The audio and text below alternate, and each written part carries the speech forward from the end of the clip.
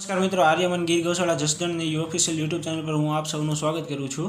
ખેતીની સાથે પશુપાલન કરતા હોય તો ગાયો તરફથી અથવા બીજા अन्य પ્રાણીઓ તરફથી મળતી દરેક પ્રોડક્ટનો આપણે કઈ રીતે સદુપયોગ કરી શકીએ છીએ અથવા તેને ખેતીમાં કઈ રીતે કમ્બાઈન કરી શકીએ છીએ એના વિશે થોડીક માહિતી આપવા માંગુ છું।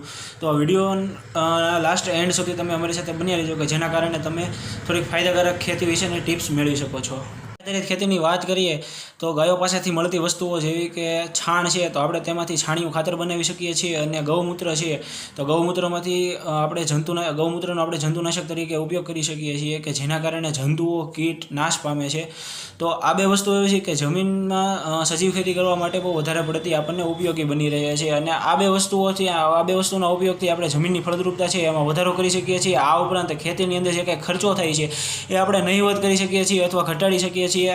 આધારિત ઓર્ગેનિક ખેતી કરીને આપણે ખેતીમાંથી સંપૂર્ણ પ્રકારનું ઉત્પાદન મેળવી શકીએ છીએ અને ઉત્પાદન છે એ એવી ગુણવત્તાવાળું હોય છે કે જેના દ્વારા આપણે બજાર ભાવ પણ એના દ્વારા સારો મેળવી શકીએ છીએ। ખાતરનો ઉપયોગ જમીનમાં કરવાથી પાકને નુકસાન કરનારા પ્રાણીઓ છે જેવા કે ભૂંડ છે અથવા ડુક્કર છે એ છાણિયા ખાતરની વાસથી દૂર ભાગે છે કે જેના કારણે આપણા પાકને છે એ આવા પ્રાણીઓ સામેથી રક્ષણ મળી રહે છે કે જેના કારણે એ પ્રાણીઓ આપણા પાકને નુકસાન કરી શકતા નથી।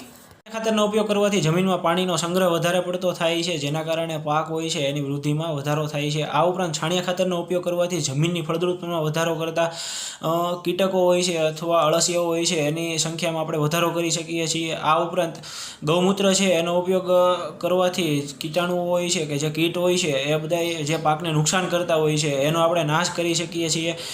અને આ ઉપરાંત ગાયમાંથી મળતી ઘણી બધી એવી પ્રોડક્ટ છે કે જેનો આપણે ઉપયોગ ખેતીમાં કરવામાં આવે તો આપણે સજીવ ખેતી છે એના વધારે પડતા ફાયદાઓ મેળવી શકીએ છીએ। આ ઉપરાંત નહીવત ખર્ચમાં ખેતી કરી શકીએ છીએ। પાક હોય છે એને વાતાવરણ હોય છે એની વિપરીત અસર સામે રક્ષણ મળી રહેતું હોય છે।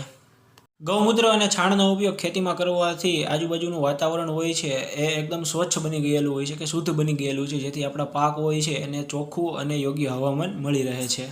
કે તમને મારો આ વિડીયો પસંદ આવ્યો હશે, જો તમને પસંદ આવ્યો હોય મારો વિડીયો તો તમે લાઇક કરી શકો છો, શેર કરી શકો છો અને અમારી યુટ્યુબ ચેનલને સબસ્ક્રાઈબ કરી શકો છો। આ ઉપરાંત તમે ઇન્સ્ટાગ્રામ અને ફેસબુક પર અમને ફોલો કરી શકો છો જેની લિંક નીચે ડિસ્ક્રિપ્શનમાં આપેલી છે, તો જલ્દી ફટાફટ નીચે જઈને લિંક જુઓ અને અમને ફોલો કરો।